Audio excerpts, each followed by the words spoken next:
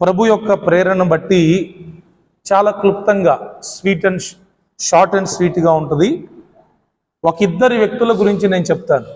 Okay, ఇద్దరు వ్యక్తులు చాలా జాగ్రత్తగా వినాలి. అలాంటి వారు మన సంఘంలో ఉండకూడదు. అలాంటి వారి గురించి చెప్తున్నాను. ఇప్పుడు నేను చెప్పబోయే వ్యక్తుల్లాంటి స్వభావం మన సంఘంలో కాదు, అసలు క్రైస్తవ సంఘంలోనే అలాంటి వాళ్ళు ఉండకూడదు. అది సంఘానికి కానీ సేవకి కానీ దేవునికి కానీ మంచిది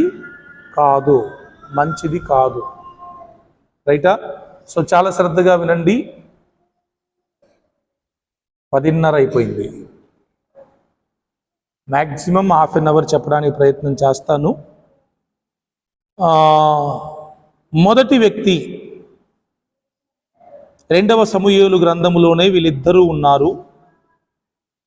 2వ సమూయేలు గ్రంథంలో అందరూ తీయండి. మొదటి వ్యక్తి పేరు యెహోనాదాబు. అందరనండి, యెహోనాదాబు. స్పీడ్గానండి.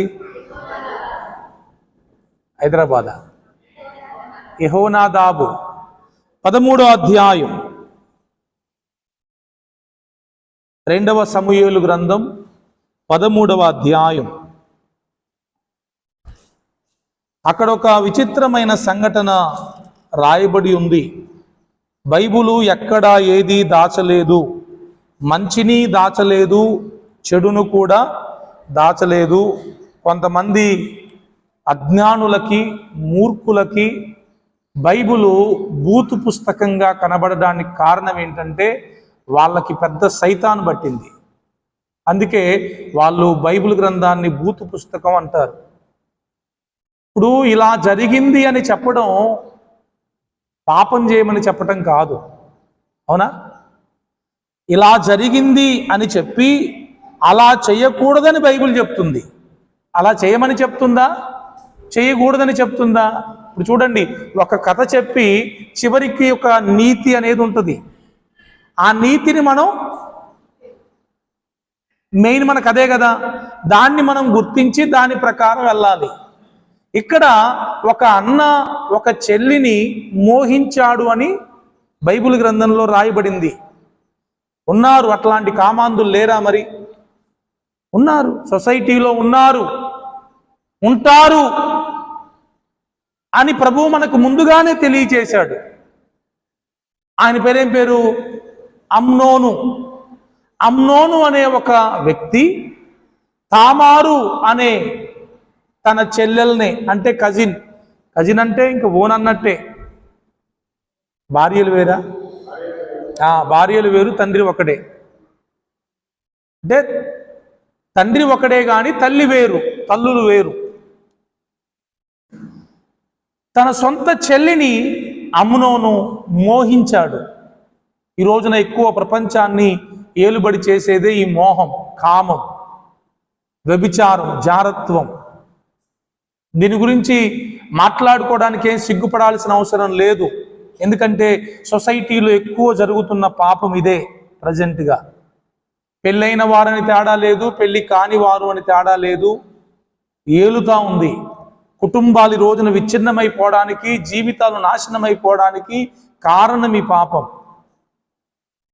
ఈ అమ్నోను అనే వ్యక్తి తామారు అనే తన చెల్లిని మోహించాడు.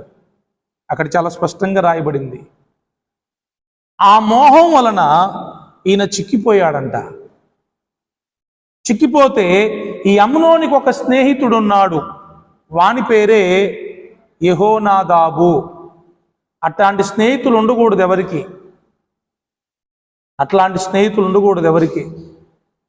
జాగ్రత్త. స్నేహం చేయాలి కానీ ఎవరితో పడితే వాళ్ళతో స్నేహం చేయకూడదు. పిల్లలు వినాలి. స్నేహితులు ఉన్నారా మీకు? అసలు లేకపోవడం బెటర్ నాకు తెలిసి అయితే. ఎందుకంటే ఎవడు మంచోడు లేడు. నాకు తెలిసినంత వరకు స్నేహితులు అనబడేవారు ఎవ్వరు మంచోళ్ళు లేరు. మీరు ఉన్నారని చెప్పినా ఇక మీరేదో ట్రాప్లో పడి అలా చెప్తున్నారని అర్థం. అంతేగాని జెన్యూన్గా 100% నాకు మంచి స్నేహితుడు దొరికాడని చెప్పడం అసాధ్యం. ఎందుకంటే ఎవరికో ఏదో ఒక బలహీనత అనేది ఉంటూనే ఉంటుంది. కాబట్టి ఉంటే జాగ్రత్త, లేకపోతే మీరు ధన్యులు. ఓకే, యెహోనాదాబు లాంటోడు మాత్రం ఉండకూడదు మీకు.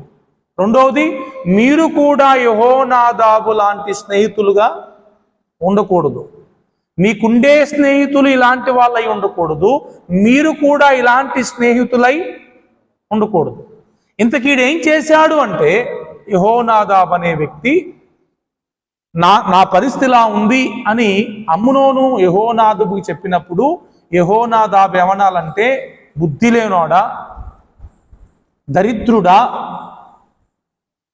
ఆమె నీ చెల్లిరా, అలాను ఆమెను మోహించకూడదు, తప్పు, మనసు మార్చుకో, దేవుడు కూడా నిన్ను క్షమించడు అని బుద్ధి చెప్పాల్సింది, గద్దించాల్సింది, హెచ్చరించాల్సింది.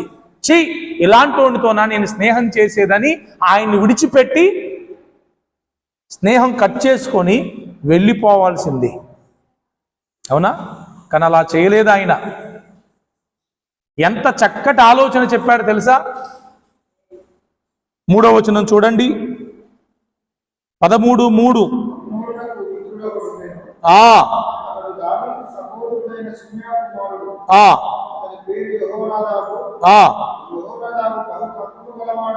ఆగండి, ఆయన టైటిల్ ఏంటి? యెహోనాదాబు టైటిల్ ఏంటి? మామూలు కపటం కాదు. ఏంటి? మీకు కూడా టైటిల్స్ ఉంటాయి, కొన్ని ఇంట్లో వాళ్ళు పెడతారు, బయట వాళ్ళు పెడతారు. మరి ఆ టైటిల్ ఏందో మీకే తెలియాలి. దేవుని కృపను బట్టి మంచి టైటిల్ అయితే దేవునికి స్తోత్రం. ఇట్లాంటి టైటిల్ అనుకోండి, ఇంకా మీకు నరకం కన్ఫామే. యెహోనాదాబు నరకంలో ఖచ్చితంగా ఉంటాడుగా. ఉండడా? తిరిగిలేదు. ఎందుకు కపటం? కపటం అంటే ఏంటి చెప్పండి అమ్మా? బహు కపటము గలవాడు.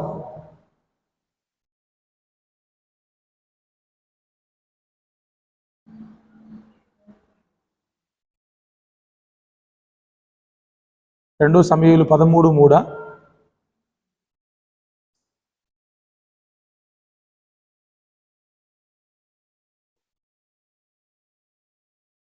చాలా యుక్తి గలవాడంట. ఇంకొక వర్షన్లో ఏముంది? యుక్తి. యుక్తి అంటే ఏంటి తెలుసా అండి? పాము యుక్తి గలది అనుందా? ఆది కాండంలో ఏముంది? సర్పము యుక్తి గలదై అని ఉంటుంది. యుక్తి అంటే తెలివి కాదది, జ్ఞానం కాదది, తెంగరి తెలివి, తెంగరి జ్ఞానం. ఇంకా చెప్పాలంటే సైతాను తెలివది, సైతాను జ్ఞానం. దాన్నే కపటం. అందుకే ఆదాము లేనప్పుడు చాలా జాగ్రత్తగా, అవ్వ ఒంటరిగా ఉన్నప్పుడు వచ్చిందనమాట. ఇది యుక్తి. కపటం అంటే మంచి మనసు కాదు, మంచి తెలివి కాదు, మంచి జ్ఞానం కాదు. ఈ రోజున ఎక్కువ మందికి ఇదే ఉంది. ఏంటి? మీరు సినిమాల్లో, జబర్దస్తుల్లో ఉండేదంత ఏంటి? ఈ యుక్తే, ఈ తెలివే, ఈ జ్ఞానమే. యెహోనాదాబు అలాంటి బహు కపటము గలవాడు, యుక్తి గలవాడు.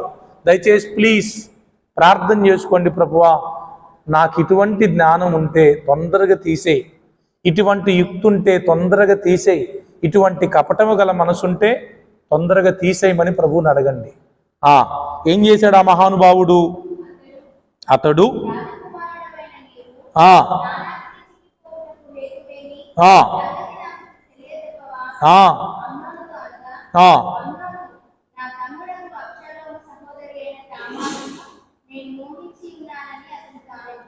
విషయం చెప్పాడు.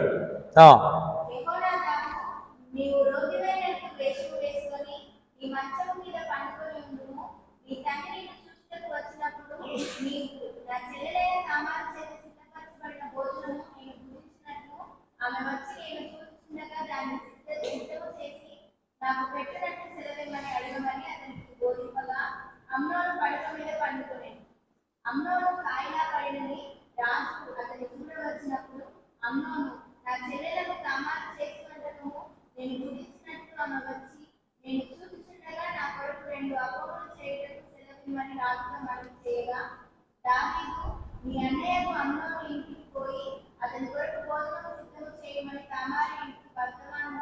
చాలు.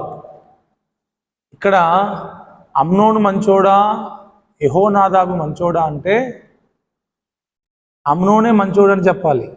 ఎందుకంటే ఆనికి ఈ సలహా ఇచ్చి ప్రేరేపించి మోటివేట్ చేసి పాపం జరిగించింది ఎవరు?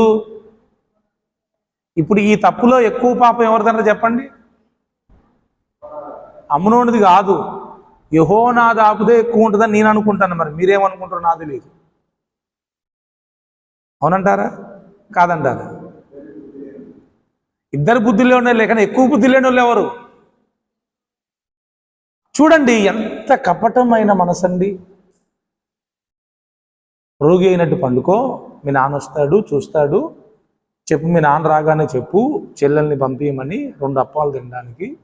ఈ ఆలోచన అంతా యెహోనాదాబు కుయుక్తిగా కపటముగా స్క్రిప్ట్ తయారు చేసి డైరెక్షన్ ఇచ్చి ఈ సినిమాకంతటికి ఆడే అన్ని. ఈ ప్లాను ఎంత వర్కౌట్ అయిందండి. బాగా గుర్తుపెట్టుకోండి. సలహాలు ఇవ్వటం చేతనైతే ఇవ్వండి, చేత కాకపోతే మౌనంగా ఉండండి. నాకు చేత కాదు, నన్ను అడగొద్దు, నేనేం చెప్పలేను, నాకంత కెపాసిటీ లేదని ఒప్పుకోండి. కానీ పెద్ద పోటుగాళ్ళలాగా మీకేదో అంత తెలిసినట్టు, మీరు పెద్ద హీరోలు అన్నట్టు పిచ్చి సలహాలు ఇస్తే ఆ ఒక్క సలహా ఎంత దారుణానికి ఒడిగడుతుందో మీకు తెలియదు. మీరు ఒక చిన్న సలహా ఇస్తారు, అయిపోయిద్ది, మీరు హాయిగానే ఉంటారు. కానీ పాడైపోయేది జీవితాలు. పనికి మాలిన సలహాలు ఎవ్వరికి ఇవ్వకూడదు. నీ సలహా ఎలా ఉండాలంటే కుటుంబాలను కట్టేటట్లుగా ఉండాలి, జీవితాలను కట్టేటట్లుగా ఉండాలి, వ్యక్తులను సరిచేసేటట్లుగా ఉండాలి. అంతే తప్ప నీకు మనసుకు నచ్చింది, నీకు తోచింది, నీకు నచ్చినట్లుగా సలహాలు ఇవ్వడం అనేది చాలామంది కుటుంబాలు నాశనం అవడానికి కారణమవుతాయి. గుర్తుపెట్టుకోండి.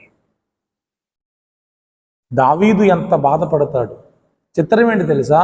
దావీదు బాధపడటమే కాకుండా ఒక అన్యం పుణ్యం తెలియని తామారు జీవితం బలైపోయింది. తెలుసా అండి? ఆ పిల్లకి పాపం ఏ పాపం పుణ్యం తెలియదండి. ఆమె ఏదో తనింట్లో తానుంటూ బ్రతికే ఆమెని నడి రోడ్డు పాలు చేసింది ఎవరు? యెహోనాదాబు. ఆ ఉసురు తగలదా? మీరు చెప్పండి. ఆ పాపం తగలదా?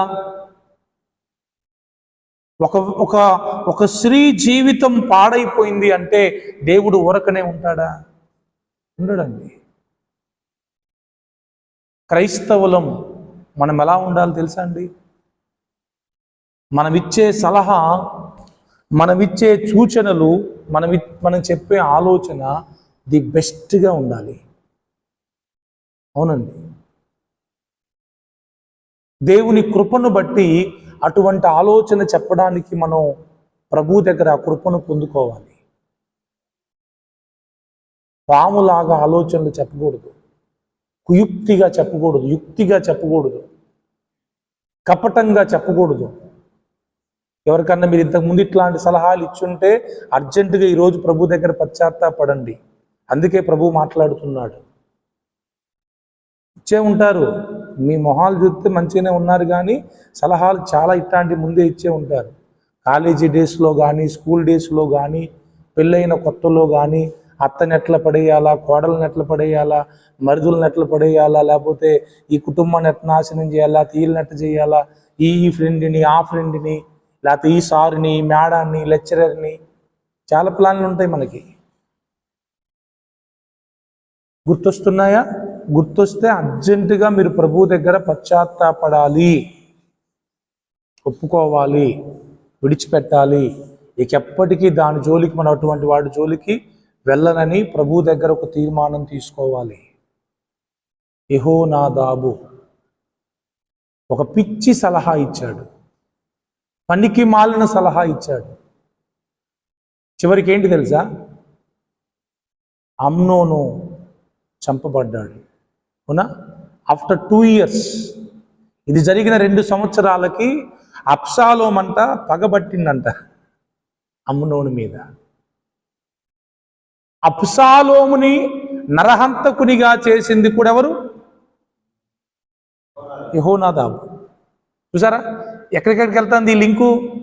ఈడిచ్చిన ఒక్క సలహా ఎంతమందిని ఎన్ని రకాలుగా మార్చేసిందో చూడండి.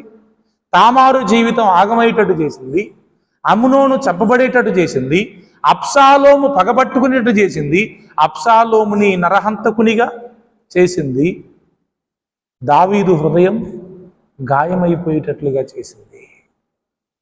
ఒక్క సలహా ఎంత చేసిందండి? ఎంత చేసింది? So be careful.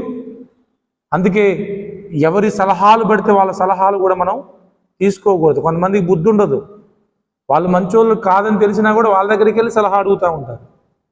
మీరు ఎప్పుడన్నా నన్ను అడిగారా సలహా? ఎందుకు అడగట్లా? వీడు చెప్తే మనకు కుదరదు అనుకునేగా, అంతేనా? ఈయన చెప్పే సలహాలు మనం పాటించలేం, వేస్ట్ ఈయన అడిగినా దండగా మనకే ఇబ్బందినే అడగండి. నేను డబ్బులు అడుగుతాను మిమ్మల్ని సలహా అడిగితే. ఫ్రీ కౌన్సిలింగ్ ఉంటుంది నా దగ్గర. బయట వాళ్ళు ఎంతోమంది తీసుకుంటున్నారండి, మీరేం తీసుకోవట్లేదు?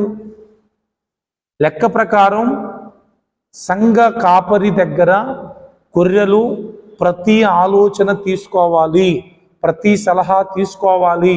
అడగాల్సిన హక్కు మీకుంది, చెప్పాల్సిన హక్కు నాకుంది. మీరు ఎందుకు అడగట్లేదు నాకు తెలియట్లా. మీరు అడిగితే రెడీగా ఉన్నా చెప్దామని.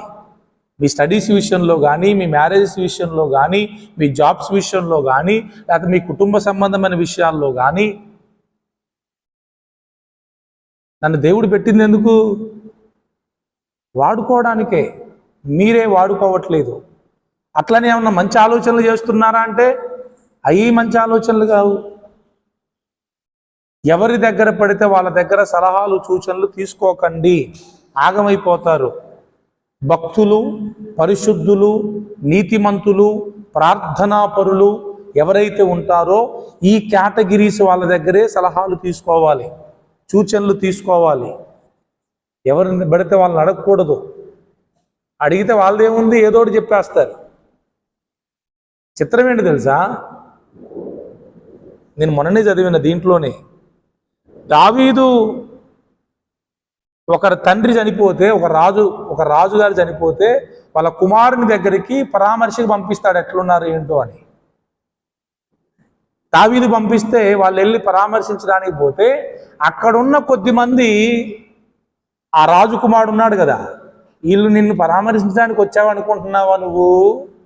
అట్ట కాదు, వేగు చూడటానికి వచ్చారు అని లేనిపోని అన్ని వానికి ఎక్కిస్తే, పాపం వాడు ఈ దావీదు పంపించిన సేవకుల వెనకాల కట్ చేసి గుండు గీకి వెనకాల ఇక్కడ కూడా కట్ చేస్తాడు, పంపిస్తాడు. దావీదుకి బీపీ లేసిద్ది, యుద్ధానికి వెళ్తాడు, సర్వనాశనం చేస్తాడు, సరిపోయింది అక్కడ. అందరి సలహాలు తీసుకోకూడదు. నేను మరలా చెప్తున్నా మీకు, మీరు సలహాలు ఇవ్వద్దు, అందరి సలహాలు కూడా మీరు తీసుకోకూడదు. చాలా జాగ్రత్తగా. జీవితం మొత్తం పోయేది ఇక్కడే, మీకు తెలుసా? ఒక్క సలహా అంతే, నాశనం, ఏముండదు. నేను ఒక దైవజనుడికి చెప్పా, అన్నా నేను ఇట్లా చేస్తన్నా అంటే చెప్పిన, బాబు వద్దు, నువ్వు చేసేది 100% తప్పు, పర్యవసానం చాలా దారుణంగా ఉంటుందని చెప్పా. అప్పుడు జెడ్పీ స్కూల్లో జాన్మంగా చర్లయ్య గారితో మీటింగ్ జరుగుతూ ఉంది. మీటింగ్లో ఉన్నప్పుడు ఫోన్ చేశాడు ఆయన నాకు, దాదాపు ఒక 10 ఏళ్ల క్రితం సంఘటన. చెప్పా నేను, వద్దు, నువ్వు చేసేది 100% రాంగ్, దయచేసి దాన్ని విరమించుకో అని చెప్పా. వినలా. ఇప్పుడు 10 ఏళ్ళైంది పెళ్ళయి, రోజు అన్నా నీ మాట వినలేకపోయాను, నీ మాట వినలేకపోయాను, నీ మాట వింటే బాగుండేది, నీ మాట వింటే బాగుండేది. ఇప్పుడేం ప్రయోజనం? అది ఎప్పుడు ఉండాలా? అప్పుడే ఉండాలా? తప్పండి, చాలా చాలా పొరపాటు. కాబట్టి గుర్తుపెట్టుకోండి, యెహోనాదాబు లాగా మీరు ఉండొద్దు. యెహోనాదాబు లాంటి స్నేహితులను మీరు కలిగి ఉండొద్దు. యెహోనాదాబు ఇచ్చిన సలహాలు మీరు ఇవ్వకండి. యెహోనాదాబు లాంటి సలహాలను మీరు ఎక్కడ తీసుకోకండి. Praise the lord. ఇంకొక ఆయన ఉన్నాడు, ఇంకో పావు గంట ఉంది. అదే 2వ సమూయేలు గ్రంథం 16వ అధ్యాయం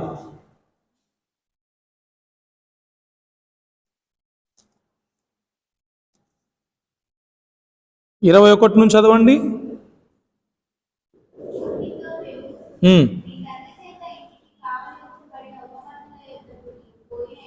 బా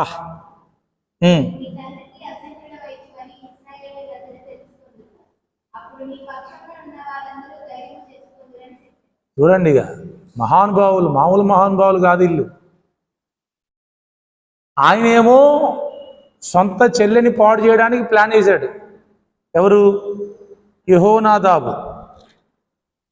ఇక్కడ ఈయనెవరు? అహీతోపేలు. ఈయన పేరేం పేరు? పేర్లు చాలా చిత్రంగా ఉన్నాయి, వాళ్ళ జీవితాలు కూడా అట్నే ఉన్నాయి. ఈయనేం సలహా ఇస్తాడు? నీ తండ్రి ఉపపత్నులను నువ్వు పాడు చేయి. ఏం సలహాలండి ఇవి? ఏం సూచనలు ఇవి? ఏం సలహాలు ఇవి? సైతాన్ ఆవరించలా, పూనుకోలే వాళ్ళకి. సైతాన్ నిండా నిలువెల్ల పూనుకొని ఉంది కాబట్టి రాజాబెదరు ఇట్లాంటి సలహాలు ఇస్తారు. అంతేనండి, దెయ్యం పట్టిన వాళ్ళకు వచ్చే సలహాలు ఇవన్నీ. ఎవరన్నా తండ్రి ఉపపత్నులను పాడు చేస్తారండి? ఉంచుకుంటారండి? ఇక్కడేమో చెల్లి, ఇక్కడేమో తండ్రి ఉపపత్నులు. ఈయనేమో అమ్నోనికి సలహా ఇస్తే, ఈయనేమో అబ్షాలోముకి సలహా ఇస్తున్నాడు. కింద చదవండి.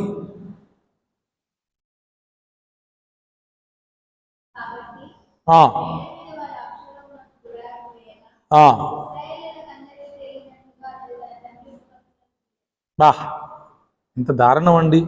ఒక్క ఆమెను కాదంట, అందరినీ.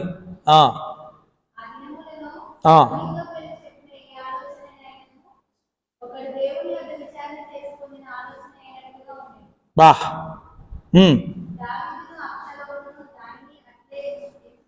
చిత్రం ఏంటి తెలుసా? ఇక్కడ బాగా వినాలా. ఈ పిచ్చి సలహాలే మీకు ఇక దైవ వాక్కులాగా అనిపిస్తాయి. బా, దేవునిలాగా చెప్పినవయ్యా, ఈ సలహా నువ్వు చెప్పకపోతే నా జీవితం ఏమైపోయేదో అన్నట్టు దేవుడు మాట్లాడినట్టే ఉంటది ఇక వాళ్ళు చెప్పే సలహాలు. అహీతోపేలు, ఆ దినములలో అహీతోపేలు చెప్పిన ఏ ఆలోచన అయినను ఒకడు దేవుని యొద్ద విచారణ చేసి పొందిన ఆలోచన అయినట్టుగా ఉండేనంట. అంటే ఇక అహీతోపేలు ఏది చెప్పినా కూడా ఏమనుకునేవారు జనాలు? దేవుడు ఈయనకి చెప్తే ఈయన నాకు చెప్తున్నాడు అన్నట్లుగా ఉండేయంట. చెడ్డ మాటలనట్టే ఉంటాయి, మంచి మాటలు అట్టుండవు. మంచి మాటలు కొట్టినట్టు, తిట్టినట్టు, గోప వాయించినట్టు ఉంటాయి. కాబట్టి మంచి వాళ్ళ దగ్గర మీరు రారుగా. అందుకే అబ్బా ఆయన దగ్గరికి ఎందుకు వెళ్ళేది, ఆయన అడిగితే ఇదే చెప్తాను, నాకు తెలుసులే. అందుకే వాళ్ళ దగ్గరికి రారు. సైతాన్ పట్నం దగ్గరికి వెళ్ళి అడిగితే ఆడేం చెప్తాడు? చక్కగా సైతాన్ మాటలే చెప్తాడు. అవి మీకు చాలా చక్కగా ఉంటాయి. చివరికి అహీతోపేలు జీవితం ఏమైందో తెలుసా అండి? ఆ మాట చదవండి, నేను ముగించేస్తాను. 17:23.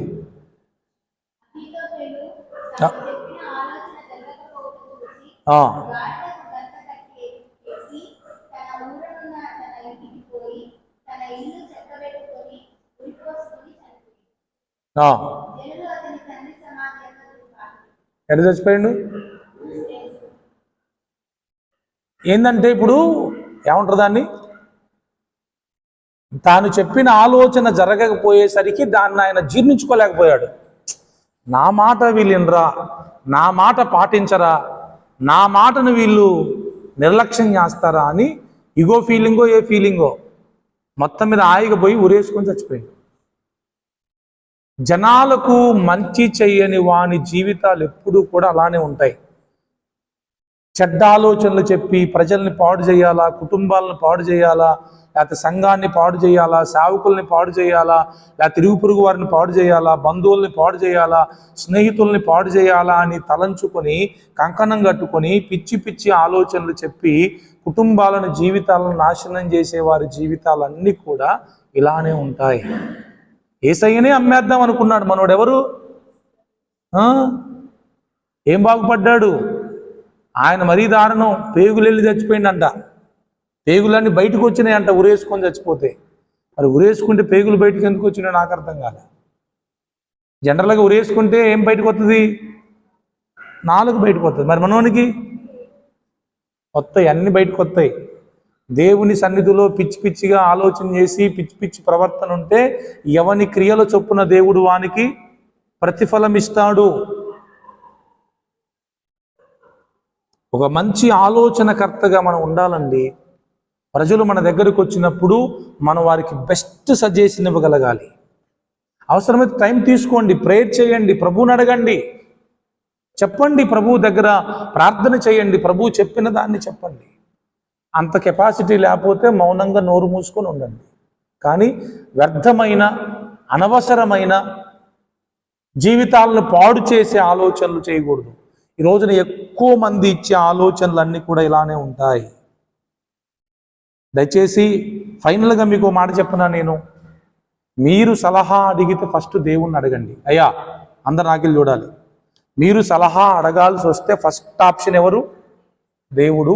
నెక్స్ట్ ఆప్షను మీ సేవకుడు. ఆ తర్వాతనే ఇంకా ఎవరి సలహా అన్న తీసుకోండి. ఇది ఫిక్స్. అలా కాదని మీరు చేశారనుకోండి, మీరు తీసుకున్న నిర్ణయాలకి మీరే బాధ్యులు. దేవుడు బాధ్యుడు కారు, సేవకుడు కూడా బాధ్యులు కారు. చాలామంది ఓన్ డిసిషన్ తీసుకొని వెళ్ళిపోయి, అంటే ఓన్ అంటే ఈయన ఓన్ ఉండవు, పక్కన ఎవడో ఉంటాడు, అహితోపేలు ఉంటాడు, యెహోనాదాబు కూడా ఉంటాడు. మీరు బాగా గుర్తుపెట్టుకోండి, ఒక వ్యక్తి ఆత్మీయ జీవితం పాడైపోతుంది అంటే 100% రీజను యెహోనాదాబులు, అహితోపేలు మీ జీవితంలో ఉన్నారని అర్థం. ఫిక్స్ ఇది. మీకంత కెపాసిటీ ఉండదు. ఒకవేళ ఉన్నా మిమ్మల్ని బలపరిచే వాళ్ళు ఉంటారు పక్కన. వీళ్ళు అహితోపేలు ఒకవైపు, యెహోనాదాబు ఒకవైపు ఉండడాన్ని బట్టి మీ ఆలోచనగా వాళ్ళు నీకెందుకు బిడ్డ, నేనున్నా కదా అంటారు వాళ్ళంతే. ఇక మీకు ఎక్కలేని కొండంత బలం వస్తుంది. చివరికి అహితోపేలాగానే అయిపోతారు. వద్దు. దేవునికి వ్యతిరేకంగా తీసుకునే నిర్ణయాలు, దేవునికి వ్యతిరేకంగా ప్రవర్తించే ప్రవర్తన అది మీకు క్షేమాన్ని ఇవ్వదు. పాపానికి ప్రేరేపించడం ఏంటండి? పాపులు నిన్ను ప్రేరేపింపగా ఒప్పకుము అని రాయబడింది సామెతల గ్రంథంలో. అసలు పాపుల దగ్గర మీరు సలహాలు తీసుకోవడం ఏంటి? 1 కొరింథీయులకు రాసిన పత్రికలు ఏముంటుంది తెలుసా? అన్యజనులు వచ్చంట సంఘంలో తీర్పు తీర్చకూడదంట. తెలుసా మీకు? మీకు బుద్ధి లేదా? మీకు న్యాయం తీర్చగలిగిన వాడు సంఘములో లేడా అని పౌలు తిడతాడు అక్కడున్న వారిని. మీరు మీ కుటుంబంలో, ఇప్పుడు ప్రతి కుటుంబంలో కొన్ని నిర్ణయాలు తీసుకోవాల్సిన అవసరం ఉంటుంది. అది డైలీ తీసుకోవాల్సి ఉంటుంది, కొన్ని ప్రత్యేకమైన సందర్భాలను బట్టి ఉంటుంది. అవునా? అలాంటప్పుడు మీరు సలహాలు తీసుకోవాల్సింది ఎవరి దగ్గర? అహితోపేలు దగ్గర, యెహోనాదాబు దగ్గర కాదు. దేవుని సేవకుని దగ్గర. రెండవది ముఖ్యంగా దేవుని దగ్గర తీసుకోవాలి. రెండవది దేవుని సేవకుని దగ్గర తీసుకోవాలి. మీరు దావీదు లైఫ్ స్టైల్ ఎలా ఉంటుందో తెలుసా? దావీదు యుద్ధానికి వెళ్ళాల్సి వస్తే ఎఫోదు ధరించుకొని ప్రభు సన్నిధికి వెళ్ళి, ప్రభువా నన్ను యుద్ధానికి వెళ్ళమంటావా అని అడిగి, ప్రభు వెళ్ళు అంటే యుద్ధానికి వెళ్ళేవాడు. అర్థమవుతుందా?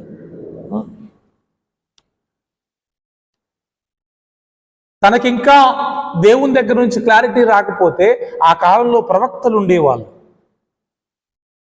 యాజకులు ఉండేవారు. వాళ్ళ దగ్గరికి వెళ్ళి సలహా అడిగేవారు. వారు చెప్పిన దాన్ని బట్టి వాళ్ళు చేసుకుంటూ వెళ్ళేవారు. దేవుడు పుణ్యానికే లేడు, దేవుని సేవకుడు కూడా పుణ్యానికే లేడండి. ఒక మంచి ఉద్దేశంతో, ఇప్పుడు గొర్రెలు రైట్ వేలో నడవాలి అంటే కాపరి ఖచ్చితంగా అవసరం. కాపరి లేని గొర్రెలు ఏమవుతాయి? చెదిరిపోతాయి. కాపరి మాట వినని గొర్రెలు ఏమైపోతాయి? పాడైపోతాయి. గొర్రెలు ఎప్పుడు కాపరి పర్యవేక్షణలోనే ఉండాలి, కాపరి కనుచూపు మేరల్లోనే ఉండాలి. నా ఇష్టం ఉండకూడదు. గొర్రెకి ఉండొచ్చా? ఈరోజు మేతకి ఎక్కడికి వెళ్ళాలనేది ఎవరు డిసైడ్ చేస్తారు? కాపరి డిసైడ్ చేస్తాడు. ఏం భోజనం తినాలనేది ఎవరు డిసైడ్ చేస్తారు?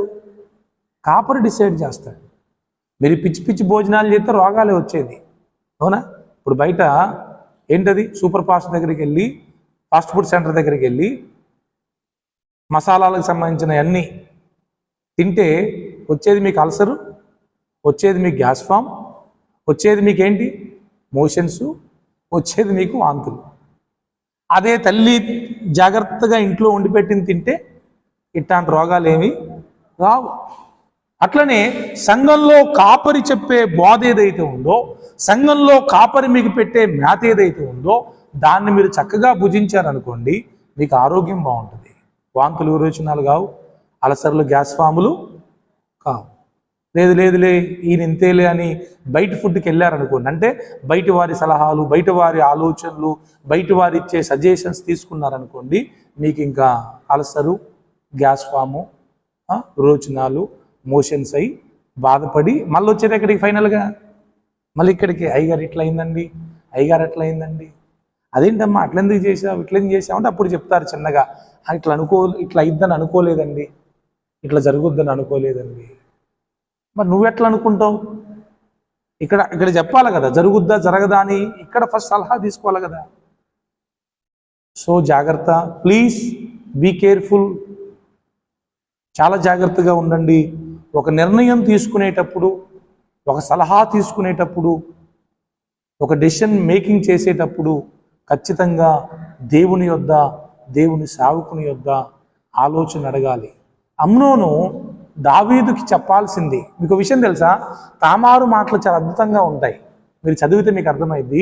ఆమె ఏమంట తెలుసా ఆ సిచ్యువేషన్లో? అన్నా ఇది తగదు, ఇది కూడదన్నా, నేను నీ చెల్లెనే కదా, నువ్వు నాన్న అడుగు, నాన్న అడిగితే అంత కావాలంటే నాన్న నీకు ఇస్తాడు అని పాపం ఆ పిల్ల చెప్పుద్ది. ఆమె బాధ, ఆ మాటలు చాలా అద్భుతంగా ఉంటాయి. ఇట్లా మనం చేయకూడదన్నా, మీరు నాన్న అడగండి, నాన్నే కదా, మన తండ్రిని అడిగితే తండ్రి నీకు ఇస్తాడు నన్ను, అది బాగుంటుంది. కానీ ఇట్లా కాదన్నా అని అన్నా కూడా ఆమె వినలేదండి. ఆయన వినలేదు, అమ్నోను వినలేదు. మీ ఎమోషన్స్, మీ భావోద్రేకాలు, మీ నిర్ణయాలు, మీ ఆలోచనలు ముందు తెలియాల్సింది దేవునికి, దేవుని సేవకునికి, మీ ఇంట్లో ఉన్న పేరెంట్స్కి తెలియాలి. అప్పుడు వాళ్ళు అది కరెక్టా కాదా అనేది మీకు సలహాలు ఇస్తారు. బయట ఉన్నో అడిగితే వాడిచ్చే సలహాలన్నీ చాలా దారుణంగా ఉంటాయి. అసలు మీకు రాంగ్ ఆలోచనే రాకూడదు. వచ్చింది అంటే దాన్ని మీరు కంట్రోల్ చేసుకోవాలి. చేసుకోలేకపోతే మీకు సేవకుడు ఉన్నాడు, దేవుడు ఉన్నాడు, మీ తల్లిదండ్రులు ఉన్నారు, వారికి తెలియచేయాలి. దాన్ని ఎలా డీల్ చేయాలో వాళ్ళు చెప్తారు. దాని ప్రకారం మీరు ముందుకెళ్తే ప్రమాదాల అపాయాలు జరగవు. అంతేగాని నీకు వచ్చిన నిర్ణయం అది చెడ్డదని తెలిసినా కూడా దాన్నే కంటిన్యూ చేసుకుంటూ వెళ్ళిపోతూ ఉంటే దాన్ని ఎవరు బలపరుస్తారో వారి దగ్గరికి వెళ్తే, చూడండి చాలామంది వాళ్ళకు వచ్చిన ఆలోచనను నెరవేర్చుకోవడానికి వాళ్ళకి ఎవరు సపోర్ట్ చేస్తారో వాళ్ళ దగ్గరికి వెళ్ళి అడుగుతారు. వీళ్ళ దగ్గరికి వెళ్తే సపోర్ట్ చేయరని తెలిసారనుకోండి, ఏం చేస్తారు? వెళ్ళరు, ఇంక వాళ్ళ దగ్గరికి వెళ్ళరు. దానివల్ల ఎవరికి నష్టం? మీకే నష్టం, ఖచ్చితంగా మీకే నష్టం. సో ప్లీజ్, ఈ రోజున నేను చెప్పే మాట ఒకటి, ప్రభు నన్ను చెప్పమన్న మాట చెప్తున్నాను. యాక్చువల్గా నేను మొదటి సమూయేలు గ్రంథంలో ఉన్న మొదటి 4 విషయాలు రాసుకొని వచ్చిన చెప్దామని, కానీ ప్రభు నన్ను ఇలా నడిపించారు కనుక ఈ మెసేజ్ ఖచ్చితంగా ఇక్కడున్న మనందరికీ అవసరం. ఓకేనా? ఖచ్చితంగా అవసరం. మా పెదనాన్న సలహా చెప్పాడండి, మా మామయ్య చెప్పాడండి, మా క్లోజ్ ఫ్రెండ్ చెప్పాడండి, లేకపోతే మా ఇంటి పక్కన ఉన్న అక్క చెప్పిందండి, ఇవన్నీ సైతాను మాటలు. ఇవి వాళ్ళు చెప్తున్న వినకూడదు, అస్సలు వినకూడదు. వాళ్ళెవరు చెప్పడానికి? వాళ్ళ దగ్గర నువ్వు సలహా తీసుకోవడం ఏంటి? దేవుడు, దేవుని సేవకుడు, తర్వాత మీ పేరెంట్స్, ఇంతకు మించి ఆప్షన్స్ లేవు మీకు. మిగతా వాళ్ళందరూ అన్యులే. ఈ ముగ్గురు కాకుండా మిగతా వాళ్ళందరూ మీకు అన్యులే. వాళ్ళ సలహాలు తీసుకుంటే మీ జీవితంలో మీరు ఎదుర్కోబోయే పరిస్థితులన్నీ చాలా తేడాగా ఉంటాయి. చాలా అంటే చాలా తేడాగా ఉంటాయి. కాబట్టి ఆలోచన చేయండి. ఇంకోటి మంచిది కాదు, సొసైటీలో మనం ఉన్నాం. సొసైటీకి మన వల్ల ఫస్ట్ దేవుని నామానికి మహిమ కలగాలి. రెండవది మన కుటుంబానికి మంచి పేరు రావాలి, మన సంఘానికి మంచి పేరు రావాలి, మన సొసైటీకి కూడా మంచి పేరు రావాలి. మన మాటలు, మన ఆలోచనలు, మన తలంపులు, మన పద్ధతులు, మన ఆచారాలు ఇవన్నీ కూడా దైవికమైనవై ఉండాలి. వాళ్ళేమనుకుంటారో వీళ్ళేమనుకుంటారో అనుకునే వాళ్ళు నువ్వు అనుకోవద్దన్నా అనుకుంటూనే ఉంటారు. అనుకుంటారా లేదా? నేను మీకు చెప్పా కదా, గాడిద వెళ్తా ఉంది. గాడిదని ఒక తండ్రి ఒక కొడుకు తీసుకెళ్తున్నారు. దేన్ని? గాడిదని. మొన్న ఒక పాస్టర్ దాన్ని స్టేటస్ పెట్టింది. ఆ దారిని పోయేటోడు, వీళ్ళు దారిలో పోతారు కదా, ఆ దారిని పోయేటోడు ఒకడు చూసి, అదేంటి ఇద్దరు నడుచుకుంటూ పోతున్నారు, గాడిద ఎక్కొచ్చు కదా అన్నారంట. గాడిద మీద ఎక్కొచ్చు కదా అన్నారంట. సర్లే అని తండ్రి ఏం చేశాడంటే కొడుకుని గాడిద ఎక్కించాడు. కొంత దూరం వెళ్ళిన తర్వాత ఇంకోడు, దారిలో మరి ఎంతోమంది ఉంటారు కదా, ఇంకోడు ఏమన్నాడంటే, అదేంటి పిల్లగాడు కూర్చున్నాడు, పాపం ముసలైన తండ్రిని ఏంటి నడిపిస్తున్నాడు అనేసరికి పాపం ఆ పిల్లగాడు దిగి తండ్రిని ఎక్కిపెట్టాడు. ఇంకొంచెం దూరం పోయిన తర్వాత ఇంకోడు కలిసి, అదేంటయ్యా పిల్లోని నడిపిస్తున్నావేంటి, నువ్వు కూర్చున్నావేంటి అనేసరికి ఆడు దిగాడు. వీళ్ళకేం చేయాలో అర్థం కావట్లే. ఇప్పుడు ఖాళీగా పోవాలా, పిల్లగాన్ని ఎక్కియాలా, లేకపోతే తండ్రి కూర్చోవాలా, ఏం అర్థం కావట్లా. ఎందుకు? ఖాళీగా కూర్చున్నా, ఖాళీగా గాడిద నుంచినా ఎవడో ఒకడు అంటాడు, అట్టని పిల్లోని ఎక్కించినా ఇంకేదో అంటాడు, అట్టని తండ్రి కూర్చున్నా ఇంకేదో అంటాడు. మరి ఏం చేయాలి ఇప్పుడు? ఇద్దరు కలిసి కూర్చుంటే ఇంకోటి ఏమంటాడు తెలుసా, ఏమయ్యా గాడిద మీద ఇద్దరు కూర్చుంది, అది బతుకుద్దా? అందుకే దారిని పోయే దానయ్య మాటలు ఎవరు వినకూడదు. అది నీతేంటి ఈ కథలో? దారిని పోయే దానయ్యలు చాలామంది ఉంటారు. మీరు ఏం పని చేసినా కామెంట్స్ వస్తానే ఉంటాయి. సో వాళ్ళ కామెంట్స్ మీకు ఇంపార్టెంట్ కాదు. మీరు ఏం చేస్తున్నారో దేవుణ్ణి అడగాలి, మీరు ఏం చేస్తున్నారో సేవకుని అడగాలి, మీరు ఏం చేస్తున్నారో మీ కుటుంబ తల్లిదండ్రులను అడగాలి. వారి సలహా మేరకు మీరు చేయాలి. అప్పుడు మీ జీవితం బాగుంటుంది. మరలా చెప్తున్నాను, ప్లీజ్ ఎవరి సలహాలు పడితే వాళ్ళ సలహాలు ఫాలో అవ్వకండి. రోజులు అస్సలు బాలేవు. అందరి సలహాలు పాటించే రోజులు కావివి. ఎక్కువ మంది సలహాదారులు మన నాశనానికే సలహాలు ఇస్తున్నారు, మనం పాడైపోవడానికే సలహాలు ఇస్తున్నారు. ఇది మీరు గమనించండి. మేలు కోరి స్నేహితుడు గాయం చేస్తాడు, పగవాడు లెక్కలేనన్ని ముద్దులు పెడతాడు. మీకు గాయం ఇష్టమా, ముద్దులు ఇష్టమా? మీ ఇష్టం. ముద్దులే ఇష్టం అంటే అవుట్. గాయం ఇష్టపడితే జీవితం బాగుపడుతుంది. ఈ రోజున ఎవ్వరూ గాయానికి ఇష్టపడట్లా. దేనికి ఇష్టపడుతున్నారు? పైన ముద్దులే కావాలి వాళ్ళకి. మురిసిపోతారు, మురిసిపోయి ముంచితే చచ్చిపోతారు, అయిపోయింది, ఏముండదు. ఇంకా నాయకులు ఉండాలి, ఆలోచనాకర్తలు అనేకులుండుట రక్షణకరం. చెప్పొచ్చు, పాస్టర్ గారు కుటుంబంలో పరిస్థితి ఇలా ఉందండి, ఏం చేయమంటారు? అడగాలి, ఖచ్చితంగా అడగాలి. పిల్లల భవిష్యత్తు ఇలా ఉందండి, ఏం చేయమంటారు? ప్రార్థన చేస్తాం, దేవుణ్ణి అడుగుతాం, దేవుడు అన్న సలహా ఇస్తాడు. దాని ప్రకారం మనం ముందుకు వెళ్తే వాళ్ళ భవిష్యత్తు బాగుంటుంది. అమ్మాయి పెళ్లి వయసు కూడా రాలేదు, ఇంటర్మీడియట్ చదువుతా ఉంది ఆ పిల్ల. వాళ్ళ అమ్మకి ఒక మంచి సంబంధం దొరికిందంట, పెళ్లి చేసేసింది. అప్పు చేసి మరీ చేసింది, డబ్బులు లేవు ఆమె దగ్గర. 2 లక్షలు అప్పు చేసింది. 2 లక్షలు అప్పు చేసిన తర్వాత ఇక మా అమ్మాయి జీవితం సెటిల్ అయిపోయింది, చాలా బాగుంటుంది అనుకుంది. చిత్రం ఏంటి తెలుసా? పెళ్ళికి చేసిన అప్పులు కాకుండా మళ్ళా అల్లుడు చేసిన అప్పుకి ఏమో మళ్ళీ అప్పు చేయాల్సి వచ్చింది. ఇప్పటికీ అప్పుల పాలైపోయి సమాధానం లేకుండా బ్రతుకుతున్నారు. Own decisions. భర్త వద్దన్నా ఆగల. ఈ అమ్మాయికి అసలు ఇష్టం లేదు, నాకు ఈ పెళ్ళి వద్దన్నా కూడా ఆగలేదు. ఇంకా తనకు నచ్చింది అంతే, ఫార్వర్డ్ అయిపోయింది. జీవితం కదా, మళ్ళీ వెనక్కి తీసుకోవడానికి ఉంటుందా? సంవత్సరం తిరక్క ముందే మళ్ళీ వాళ్ళకో పెళ్ళి. ఇప్పుడు